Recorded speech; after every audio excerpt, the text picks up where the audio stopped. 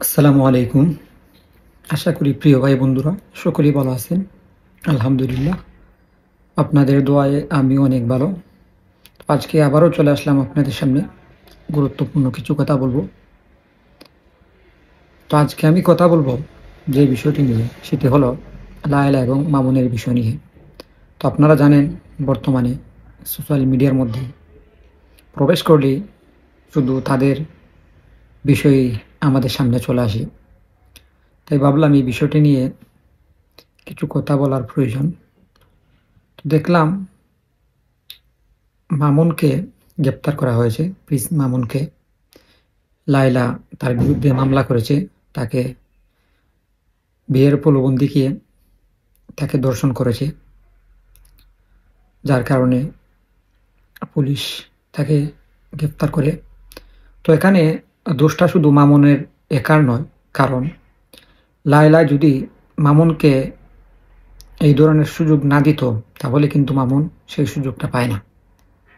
যার কারণে তারা দুজনেই এখানে সমান দোষী। তারা অনেক বড় একটি অপরাধ করেছে।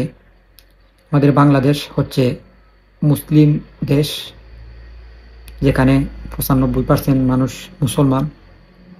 সেই দেশের মধ্যে তারা ওপেনলি জেনা করছে ৩ থেকে ৪ বছর।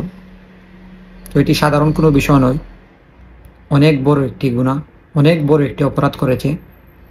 আমি মনে করি তাদের দুজনকেই আইনের আওতায় এনে কঠিন শাস্তি দেওয়ার প্রয়োজন, এমন ধরনের শাস্তি দেওয়ার প্রয়োজন যাহাতে এই শাস্তি দেখে মানুষ পরবর্তীতে এমন ধরনের কোনো কাজ করতে মানুষ অনেকবার চিন্তা ভাবনা করে। এরই সাথে আমি বলবো, মামুনের যে মা রয়েছে, মামুনের মারও অপরাধ রয়েছে। তারা একই বাসায় ছিল। মামুনের মা নিজেও জানতো যে লায়লা মামুন একসঙ্গে একই বেডে রাত কাটাতো।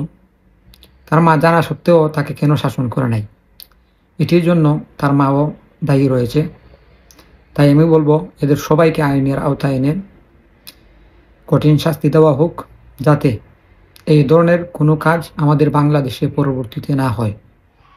বিশেষ করে আমার যে ফলোয়াররা রয়েছেন, আপনারা আপনাদের মতামত জানাবেন।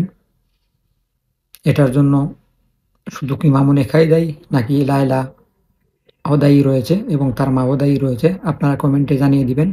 আর আপনাদের মতামত কি, আপনারা সেটাও জানাবেন। আর আজকের এই ভিডিওটি সবাই বেশি বেশি করে শেয়ার করে দিবেন। সবাই ভালো থাকবেন, সুস্থ থাকবেন। আল্লাহ হাফেজ।